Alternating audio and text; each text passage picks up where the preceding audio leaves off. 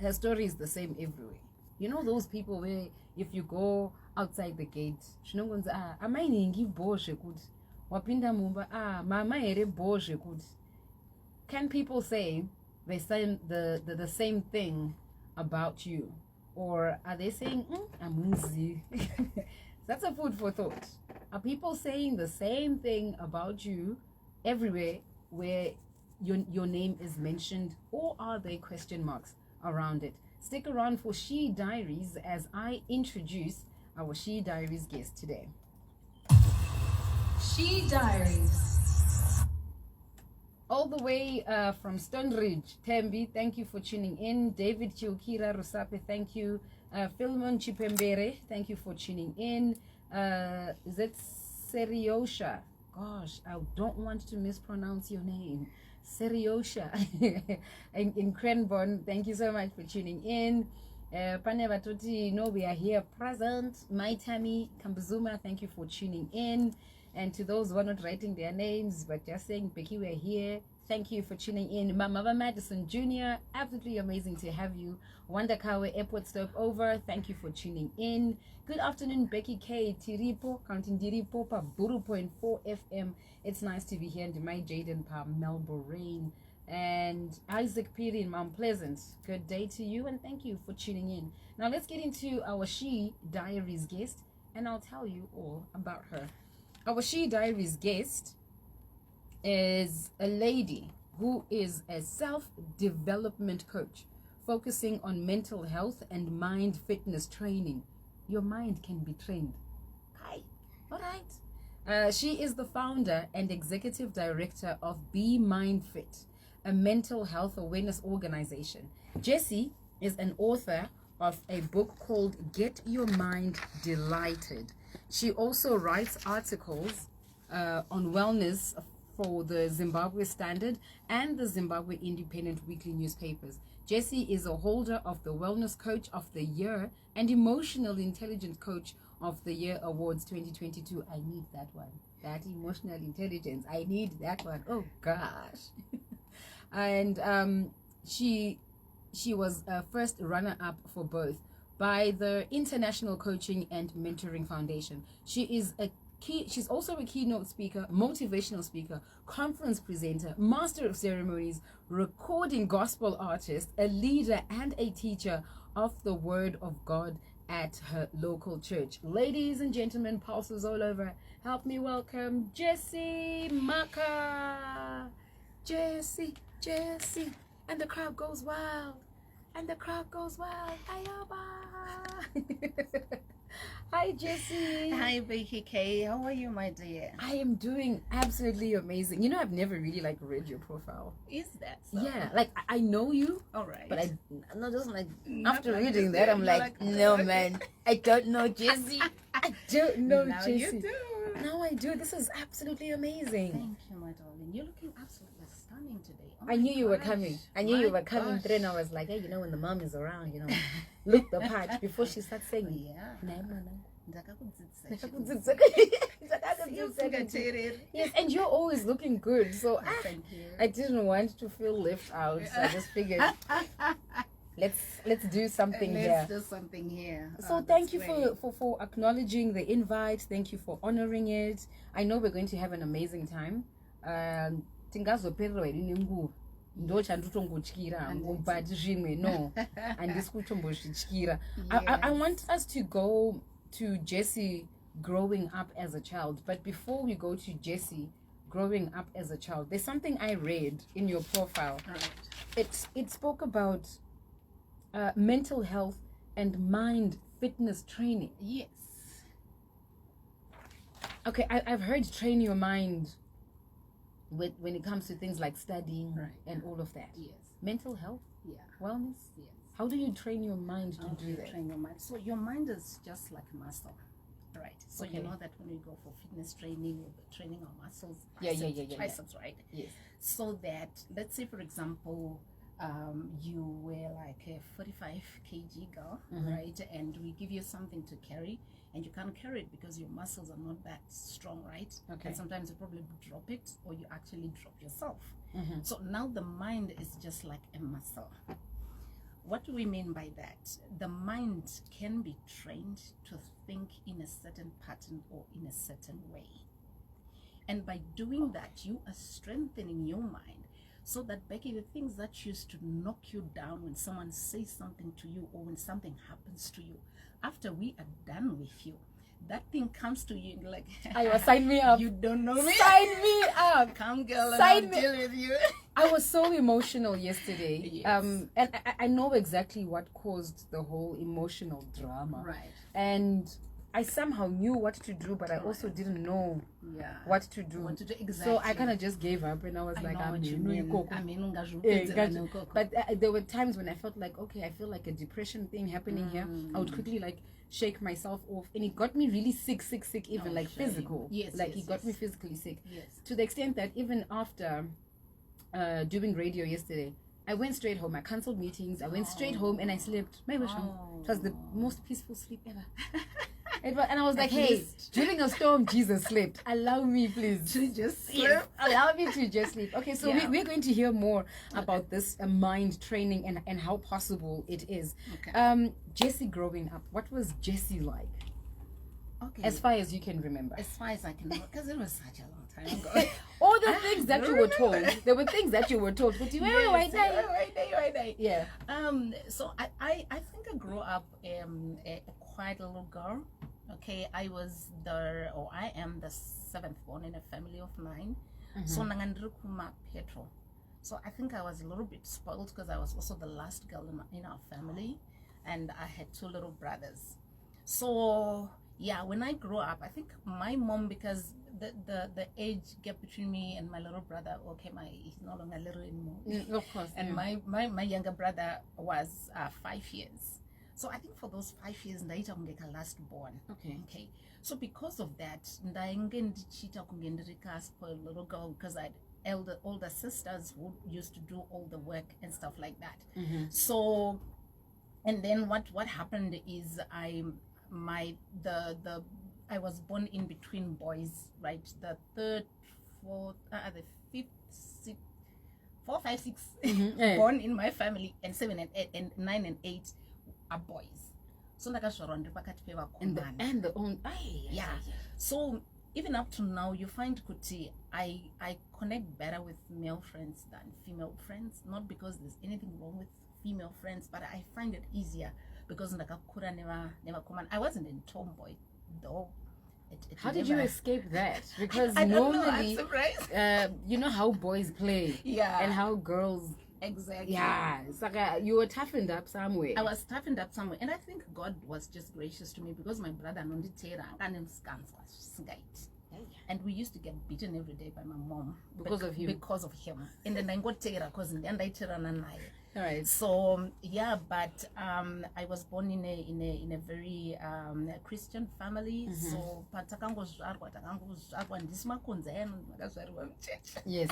So we just were born, and immediately we were introduced to Sunday school. We were introduced to God. We were introduced, and my father was such a disciplinarian.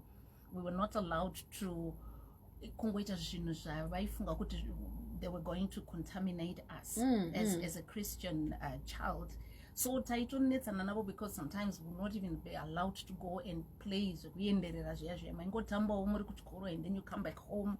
But this time 6 o'clock you are home. If you don't do that, you know that man is gonna put me straight. So yeah, ndakakura ndiri munhu akanyanya kuva disciplined because number one yekuti ku church, and also because my father would not let us do any funny things. So just like try me. Try me and see. And my mom, who used to beat us every day, like I said, I would really run away at any appearance of Mskanzwa. Any appearance whatsoever. Yeah, and particularly the boys. I was popular for running away from boys. My grade 7, got interested in me, I would touch. My God, mansinga batiki. Okay. So I think eventually so yeah, it was like that. Did that affect how you related to men as you grew older, or you got better with time? I think it didn't affect me. As I said, I think there was kind of an irony there because I grew up in Ribakatibewa, and as I said, I actually connect very easily with male acquaintances, friends, and stuff like that. So I've never had a problem there. But probably on the dating site, that's where there was. Isn't that always the story? Yes. But anyway. Okay, is there a childhood incident that you, when you think about it, you be like, yeah, I think this is where you found, when I grow up, I want to do this. My childhood was funny. I grew up in Kwekwe. Right. Yeah, that's where I was born. Oh my goodness, no wonder why we connect so good. I'm a Kwekwe born. Bulawa you raised. Oh my God, Harare best. Yes, Harare best. Okay, so I grew up in Kwekwe, right? So where we used to stay, in fact, on our way to school, there was a police station, right? I'm gonna believe this. So when I used to see the policemen, particularly women in their uniforms, I was like, oh my gosh, when I grow up, I want to be a policeman. Okay, and then I'll tell you what happened after university. The ZRP decided to introduce the graduate trainee programs for policemen and women. So it was actually the first group. So guess what happened? I actually applied. You did? I'm telling you, I applied to interview. Like, nakanomanya maniswa 10 rounds. Isu takazonspira tsitsi kuma round number 7 tukazonzaiwa chibuda ipa ndakatopasa. Ndopa tikatoenda futi kuma medical exams takapasa. Saka kwanga kasara the my wishes atunoita tiri vanadi they really follow us. Kwasara kuita ma oral interviews. Okay. That's when I think something said to me, you know what I thought? What did you think? I thought, I went to go boarding school commission, right? And they were very strict on us in terms of you would not dare. Okay, times the Gurara, times the Gomoga, and stuff like that. And then after that, I went to university. I'm in Free Mandela. Yes, let's do the thing. And then I thought, what? They go pin down camp and go back to my high school life. I said, I'm not doing this. I'm not doing this. Thank you very much. And I ran away and went to Bulawayo and because obviously camp setup is you follow protocol. Exactly. There's times and there's regulations. Exactly. And you were like, man, we were actually told, if you want to go home or if you want to go to church, you got to get a pass. You got to apply. I'm not going to do this. It's like I then escaped. So sometimes the things that we wish for and say we want to do, God allows you to go through it. Like, okay, fine, there I brought the thing that you wanted. So exactly. What now? So after that, I then managed to get a job called Public Service Commission. And I stayed there for quite a bit. For me, it was just a way of finding something to do whilst I look for a proper job. Right. What did you study? Sociology. Yes. So that's the gap I want. Social sciences. As you were going through primary, high school, college, or university, what made you choose social sciences? I didn't choose social sciences. I actually wanted to do accounts. Okay. But when we then applied to when we applied at university, they just allocated the degree programs for us. I think you're the fourth person that I've interviewed with that story.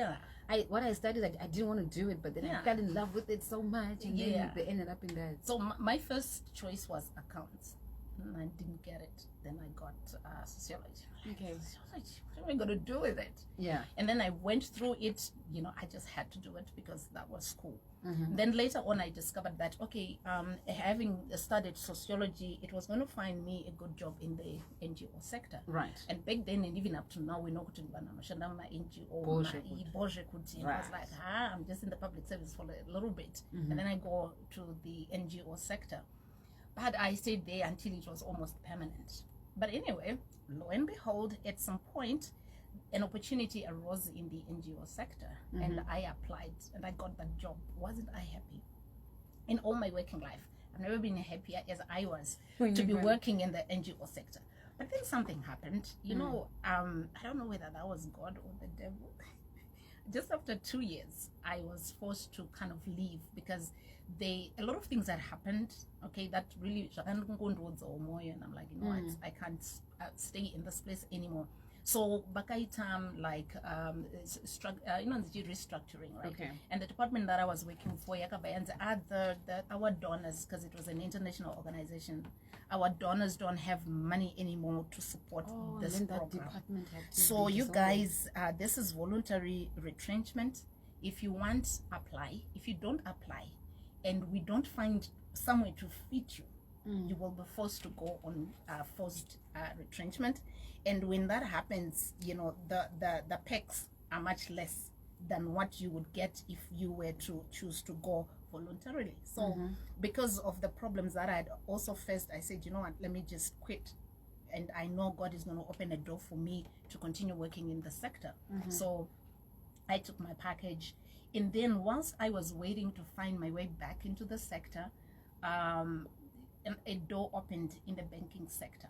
And I thought, well, I'm just going to be there maybe 6 months a year because I want to pursue my career because this is where I belong. I kind of felt it, you know. So that turned out to be 15 years in the banking sector. We are talking to Jessie Mhaka, who is our She Diaries guest. And you know when you think you know someone and then you discover, you don't really know that person. So we've taken a sneak peek into her childhood, and we know that she is 7 out of 9 children, and she grew around boys. And this also, I think, contributed to how determined you are in life. And she says, how I didn't become a tomboy, only God knows. Otherwise, it could have been late. So in the banking sector, 15 years after, but yeah, 15 years. 15 years. What were you doing in the banking sector? I worked in exchange control department for all the 15 years. Yeah. Do you miss the bank? No, not a day. Okay. Not a day. But you did it for 15 years. Just talk about not a day. You know, let me tell you why. It was a good job. Particularly the past 3 years, I was actually head of exchange control in one of the financial institutions, and it was a good job, both perks and everything. But the pressure was just unbearable for me. But over and above the pressure, because everyone else was going through the pressure, I think that was just the time God was saying to me, it's time. It's time. Okay. You have done your part. And I tell you, I'm proud of myself for the contribution that I made in those 15 years in the institution that I did my best. Right. And I knew I poured myself out, and I know I made a huge difference. Yeah. But there was a time, Becky, when my whole system would tell me that it's time to quit. There was a time, I always tell people that a few weeks before, maybe about a month before I quit, or when I was coming from the car park to my office, I would it wasn't like a voice, but I would feel that there was something that was saying to me, it's either you quit or you die. Yes. Either you quit or you die. Yes. Why the dying part is because I was going through, you know what they call chronic stress. I think I have a rough idea of what it's like. Yeah, I was going through chronic stress, and it began to really eat my body from the inside. And you can get really sick, right? My goodness, I wish we were doing a stress discussion, and then I would explain the science and the biology. We are getting there, but I like I said, my only concern would be a time factor. I know, otherwise, content. Yeah. I think I stood out for 4 hours. 4 hours, like the whole show.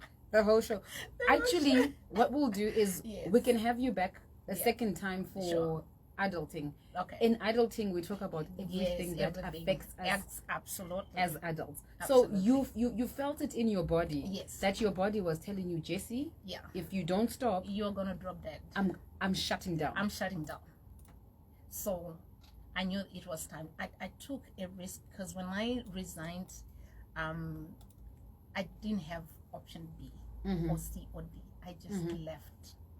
And I did not tell people except my immediate family, because I was so afraid that someone would ask me to say was yabasa. I didn't have an answer. I knew I'd done it, but I was not 100% confident of my answer, but I knew I had to. So when I left, okay, it's a long story. I had a major op that a month after, and it took me a long time recovering from that op. And also that's when COVID had started. Right. So it forced me to, because there were a lot of lockdowns, so it forced me to stay at home. It was during that time that I went for a quest for answers, because too many things were not adding up in my life, starting from my health to everything else that I wanted to achieve and to do. Things were just not moving, and I went for a quest for answers. That's when God led me to this content on YouTube, where they were talking about issues of the power of the mind, in getting you out of the situation that you are in. Man, it was a eureka moment for me. I went in for it. I studied more. I did more. I discovered information that literally liberated me from what I was provided with all the answers to what I was going through. Just to go back a little, before I quit my job, excuse me, whilst I was still in the bank, I went through years of clinical depression. I struggled with depression, and unfortunately it was discovered way late, on along that journey. It wasn't discovered like immediately, and I wasn't even aware that is what I was dealing with. Right. So when then I was diagnosed with clinical depression, I was put on treatment. I went on treatment, and then during that time as well of dealing with depression, I developed an anxiety disorder. Oh gosh. And it went for about a year. That was the worst experience of my life. So when you are doing your trainings and your coaching, yes, you're not doing it from a point of I read this in a book. No, it's something that you actually, it's a lived experience. Exactly. Would you say that God allowed that depression to happen? Absolutely, for this moment that I am living in right now. Because does it always have to be like that? I've that person too. Does it why do I have to go through something? Because you'll not be able to be that impactful if you're just talking something that you learned in school. Jesus could have just stood in the clouds and said, "Be saved, come to me all," and went back. But guess what he did? For 3 years he was in human form. The Bible says he experienced everything that we are experiencing now. The emotion, the pain, the rejection, everything. You know why? Because today, Becky, when you experience a depression, or you experience an abandonment or a rejection, and you say, "Oh Lord Jesus," guess what? He knows. He understands, because he's been through it. It's difficult than then going to someone who's never been through it. I'm not going to put our theory. But somehow, because we are spiritual beings, somehow that connection, that energy between someone who's been through it and someone who's getting help, okay, I get you. I always have the question, but yeah, it is well. God allows these things to happen so you can assist Becky exactly who are like questioning their lives. Things, yeah. So the depression phase that you went through, then the anxiety. Right. Explain anxiety. Right. Anxiety is whereby you have this sudden fear that there is danger that is looming. And there's no danger most of the time. There's no danger most of the time. There's no danger. Nothing has happened. But the moment you wake up, you're like, "Oh my goodness." It's like somebody has told you, someone says, "Becky, I'm sorry to tell you this. There are 5 armed men coming to your house." You can't even see to you know that reaction when you know the danger is looming and I'm gonna die. That was the feeling. I used to tell people, when I drive so like bus because somehow I am next. And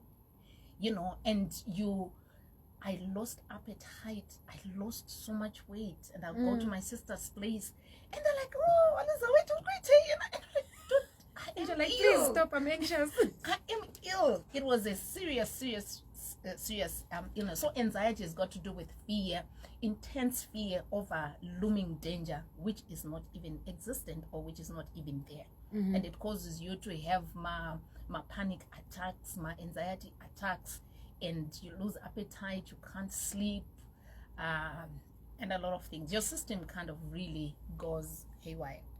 All right. So when you had this anxiety, did they give you medication for it? Did they talk to you? Because now you've been watching YouTube videos, and you know the mind. Yeah, your mind can do this. Yeah. And then Jessie is going through this, and then there's that anxiety Yes. that has set in. So that was before the YouTube. Oh, that was before. That was way so before. did you get medication? Yes, for, I did. Okay, so does anxiety always get treated by medication, or If it's severe like the one I had, in English to the medication.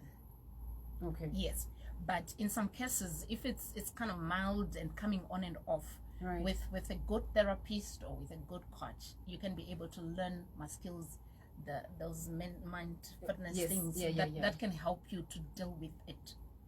Even if you're on meds, it is recommended that you do therapy. Yes, because those therapy and meds actually work hand in hand.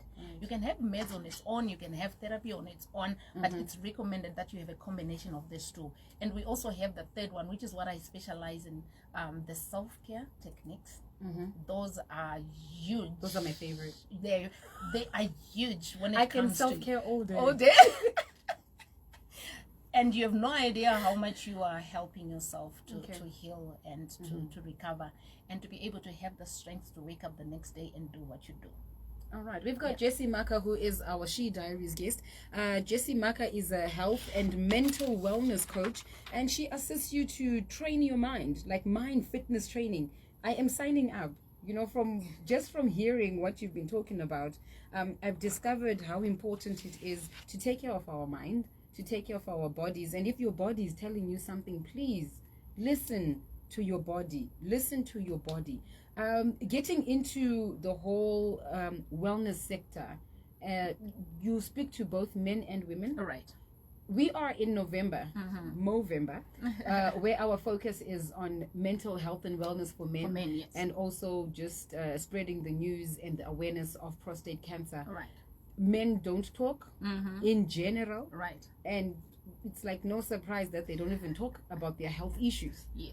What have been your findings when you are coaching a man or a couple, Right. or you know, when you get an encounter Right. with the male species? So in terms of the encounters, what I've discovered is men know that they have a big problem because they don't want to talk, and they'll be telling you, we men, we don't talk, and they just laugh about it. But then when you then get deeper into the training or the coaching, you when you start to give someone the science and the biology of talking, releasing emotions, being able to reach out, what that does to your system, and what repressing and suppressing your emotions does to your overall health and to your even things like success and development in life, that's when someone says, oh my goodness, I had no idea that these habits that we have been following ever since are this harmful and dangerous to us. So when you get to really talk and get deeper about things, you'll find that they are quite receptive to it. But yes, but when you are talking in general, they're like, like they just believe counseling or like that toxic masculinity. We deal with things head on. But unfortunately, this has caused them to have serious issues that they are not even aware of. Women who are married get offended when their husbands don't open up, Right. or don't talk to them. And you're like, we live in the same house. How can I not know what's going on with you? What causes that? Okay, as we said, we have this masculinity thing that boys are brought up to be, we're always talking about this. They are brought up and told not to cry, to be bold, not to express their emotions, because when you express your emotion, it's a sign of being weak. And no man wants to be weak, no man wants to be vulnerable, because kaita vulnerable kuna Becky mukadzi wakanoita sei anokujairira.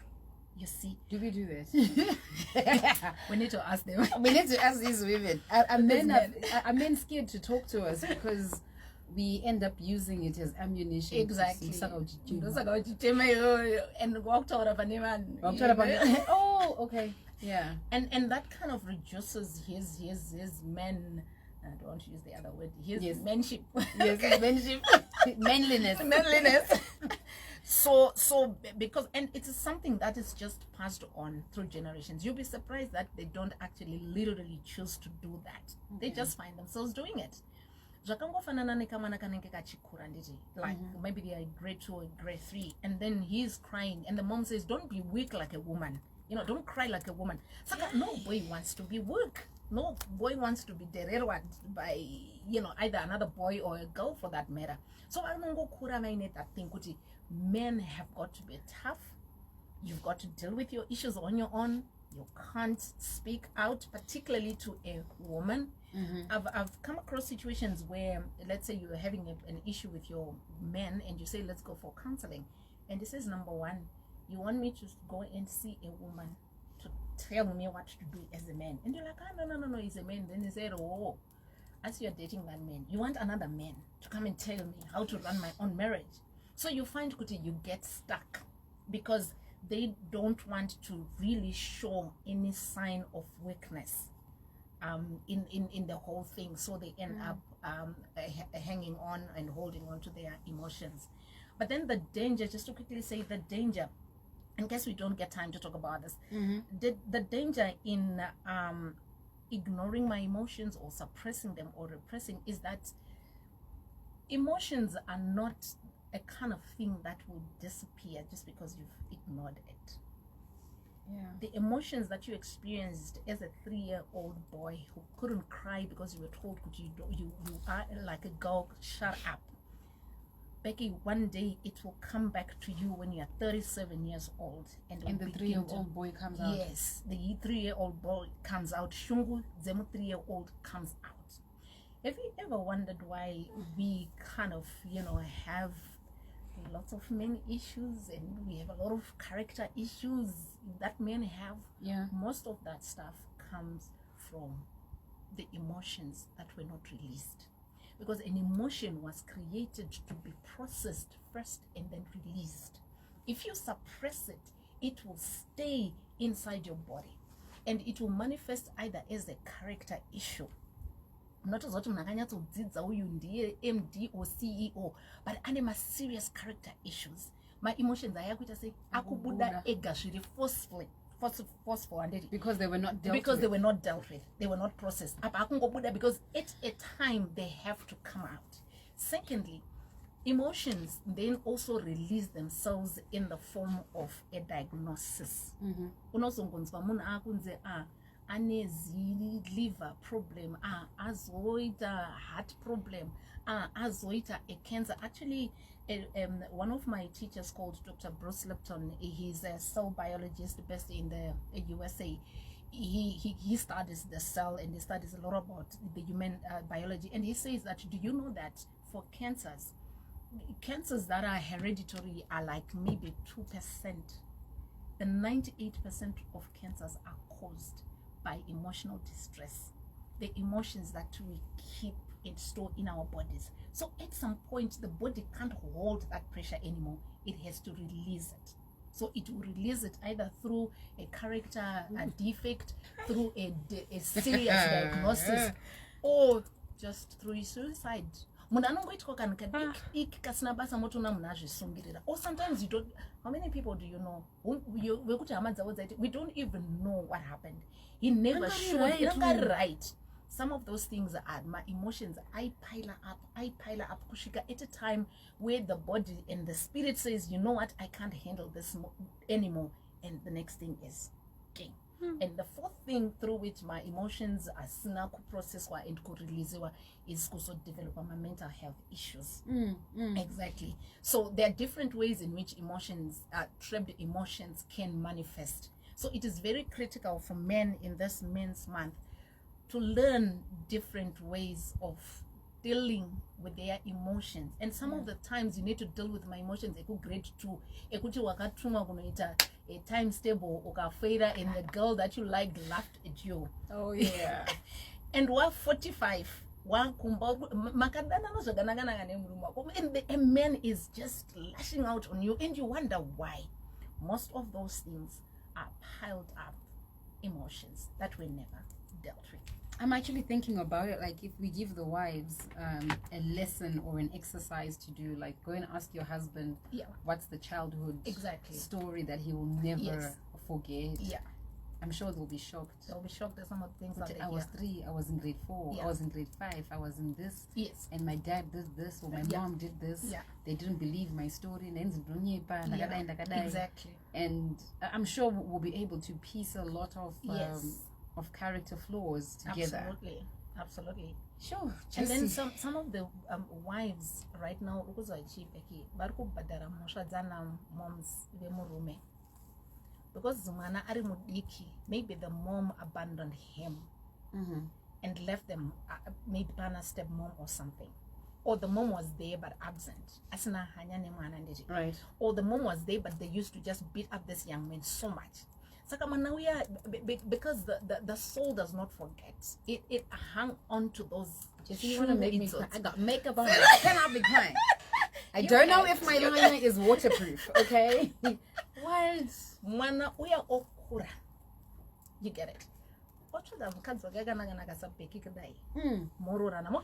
And during the time of dating, this guy is genuine. He is genuinely nice. To be honest, some of the characters that men portray to us, genuine. But the moment you know gara mumba asekla, right? Like his normal self is because in a like flight mode. I better win this girl. And better win this girl. Marora na madzoka the flight or fight mode yaenda ava mu rest mode. He's self. Chomba zva buda. Saka anotanga kungoona mai vake in you. Hauna kana mhosva ya white. And I don't think ari kuzviziva kuti ndikupara mhosva ya ndikuripa mhosva ya mai vangu. Azvizivi. It's just his subconscious mind which is at work here. Because now he's relaxed. Now he's relaxed. And the next woman to mom is the wife. Saka because anga asingakwanisi kurova mai vake kana kutuka mai vake, you are the next culprit. Saka most of the wives out there, they are Sophia, suffering. go forbid. Go forbid. They are suffering mhosva dzana vamwene vavo.